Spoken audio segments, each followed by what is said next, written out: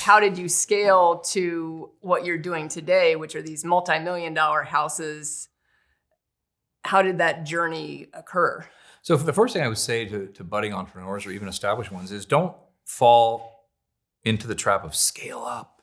Everything's scale everything. Everybody talks about scale everything now. I loved doing the little houses. I never thought about doing more than that. I became a real estate artist by cutting my teeth on, for 5 years, I didn't do a house worth more than 100 grand. I loved it. My margins increased, from $7,000 on that first house, and we were making about $25,000 before we moved on to the oceanfront.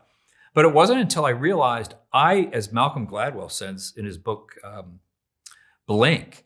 In his book, Blink, he says to be an expert, you got to put in 10,000 hours. 10,000 hours, if you do the math, at 5 years full time. I didn't do a house worth more than 100 grand for 5 years. I became an expert at the craft of real estate.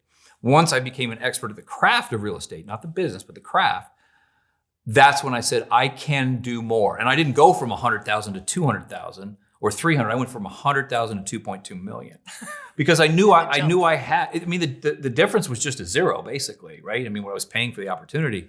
Right. And I knew I had developed enough skill and belief and confidence that it didn't matter the price, it just mattered what I could afford.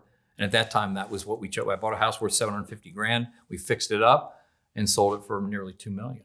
So that the message really is don't focus on scaling up. Just become an expert at your craft.